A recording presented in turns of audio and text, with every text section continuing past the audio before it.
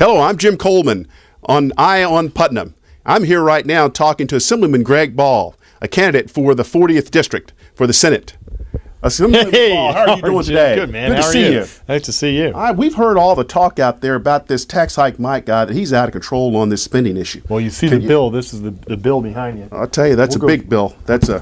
I know. I live in Westchester County. $11 billion bill. I know you're rich, but you don't have bills like this in your house. Tell us about it. Tell us about this ridiculous spending. Well, this is the bill here, okay, that this man has. Now, you got to remember, Tax Hike Mike was the chairman. Mm-hmm. He was the chairman of the Westchester County Budget and Appropriations Committee. And what does that mean? Well, that means that he was basically, you probably want to take that microphone out in front of that tax bill, but that means that that means that, like Sheldon Silver, he was in a position of an awful lot of power. Yeah. And he could have either increased taxes or decreased taxes. He had a choice. So you remember from 2005 and all during those times, and even before, it was an okay economy, right? So you had a lot of money coming into that, into the government coffers. Right. And a real fiscal conservative would have seen those tax dollars coming in and said, you know what, let's limit the size of government, but send it back in the form of tax relief to the people. He had a choice. Well, he had a choice. But as budget chairman, instead, he increased taxes.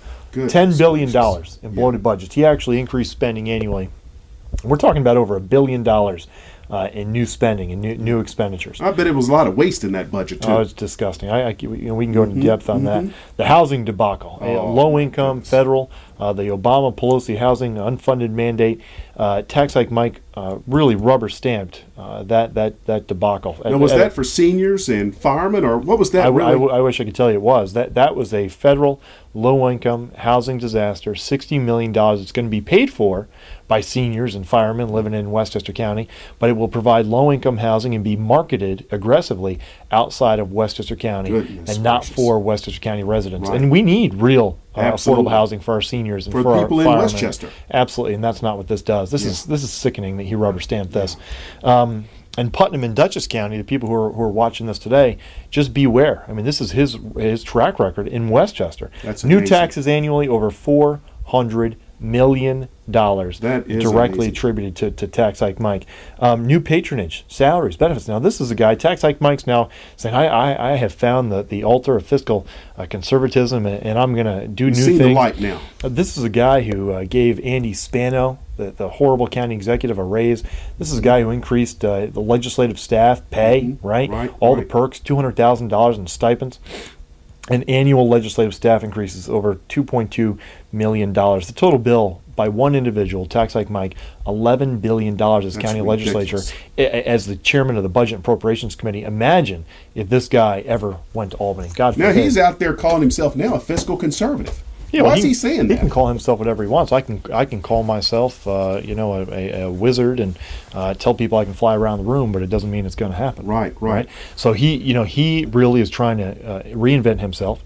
He's having a deathbed political conversion. Right. All he cares about is getting elected. I hate politics. If I lost this election, I would win. I mean, on a personal level, when you're an honest person, when you stand up for what you believe in, and you go up and you really shake up the power brokers, it is not a comfortable experience. It is not. I heard at the other debate the other night, Tax Hike Mike said he's going to use this job as more of a part-time job, that he can do this job as well as keep his no doubt financial planning and that's business. What they all do. He's an attorney. Yeah. He can hide behind the attorney-client loophole that allows him to not disclose any income whatsoever. Yeah. So everybody's focused on campaign finance, but these attorneys, and through their consultant firms and through the law firms and through his financial services firm, he'd be able to shift millions of dollars, just like Sheldon Silver. Sure, absolutely. Just like Sheldon Silver. It's not about the people, and that's why he refuses to sign a term limit pledge because this is the political lottery for him, and that's why this is he refuses to consider the real outside income restrictions. Well, tell us about that term limit pledge. What is it all about? Well, politics should not be a career profession, right? At the end of the day, we need to have a citizen-based legislature where people go up there, they don't make it a career, they fight for what they believe in, and they get the hell out. Right. And my opponent is a career politician. He's been in office for over 12 years now.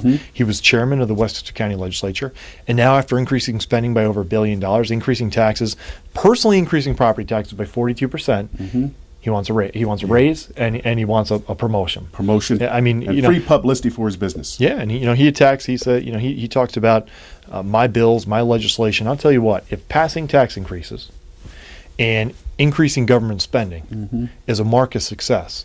My opponent is the most successful man in Westchester County, and he would be the most successful man in Albany. And that's why we have to fight like hell to make sure that he doesn't have a chance of being sent there.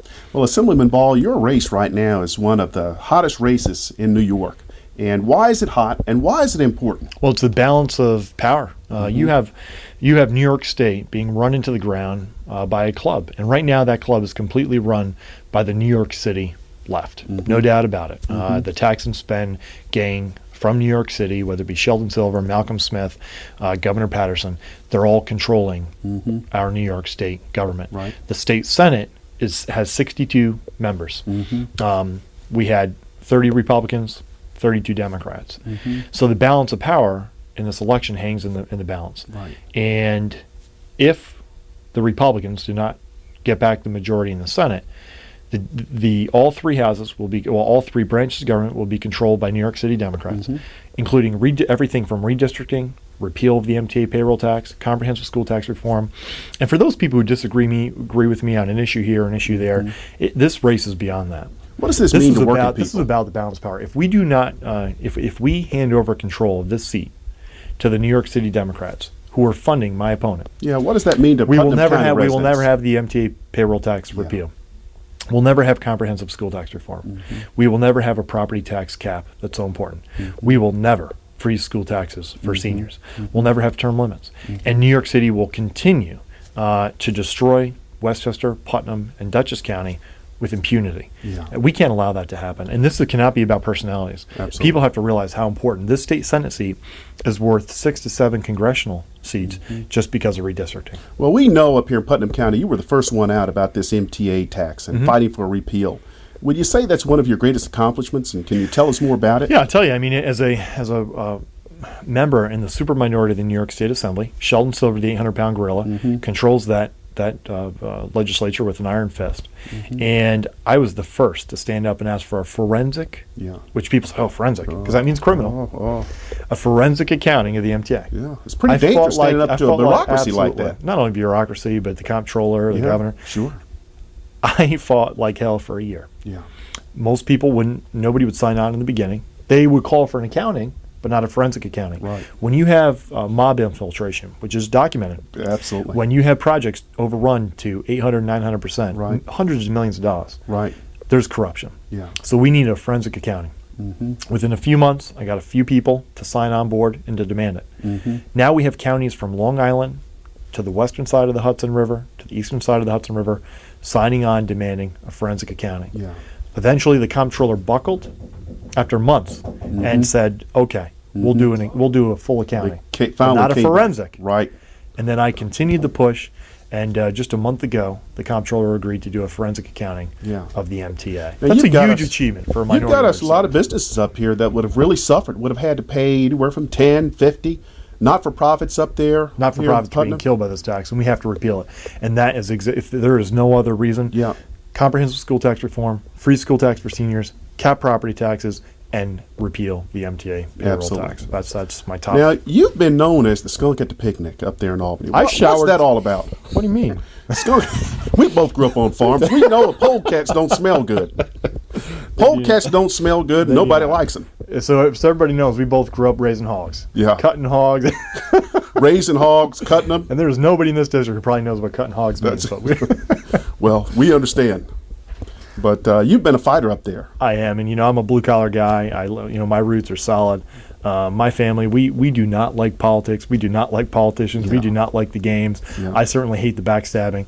I now have more scar tissue on my back than most people have been in this business for 30, 40 years for standing up for the right things. Blue collar people have dirt under their fingernails, are getting screwed. They're getting screwed in New York State, and they're getting screwed in this country.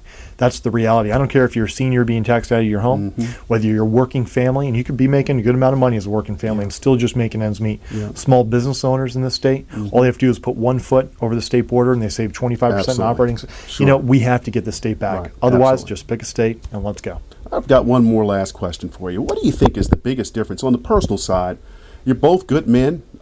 Tax hike Mike, even though he's ridiculous on his taxes, he's done his best to serve. Both of you are public servants. What personally would you say is unique to you that's different from Tax hike Mike? You know, I'm in a position to arrive in Albany because he's been handpicked by the Albany insiders. They're funding his campaign completely. The same people actually fought against me during the primary, right? Spent millions of dollars against me. So I have the unique position in politics to have arrived in Albany with my integrity intact. I fought for what I believed in, even if you disagree with me. I fought for what I believed in against extremely powerful interests, and I survived. So when I arrive in Albany, I will be seated in that chamber, beholden to only the taxpayers and the voters. Where did you get that from? Where did you get this integrity from? How does that drive you, and where did that evolve? Look, I'm not going to say my opponent doesn't have this or doesn't have this. That's not the comparison I'm telling you. What I'm telling you is that when your campaign is funded by hundreds of thousands of dollars by the Albany insiders, when you get elected and a tough vote comes up, who are you going to look to? The senior in your district who can send you $10? Or are you going to look to the person who gave you a $100,000 transfer? And that's the problem with Republicans and Democrats who get elected through that party infrastructure. My strength has been the 2,000 people, donors, who average give a donation $10. We get $5 checks, $50, $75. And I know that if I ever stopped being real, if I ever stopped fighting for my people, that then they would say, Greg, you're out, rightfully so. So my strength comes from grassroots. His does not. He was a toy poodle for Andy Spano. He was a rubber stamp for Andy Spano. He increased the taxes while saying he didn't, right? Typical politician. I hate politics. I don't need this job. I'd be happy doing something else in the private sector. This isn't about wanting a job. It's about public service.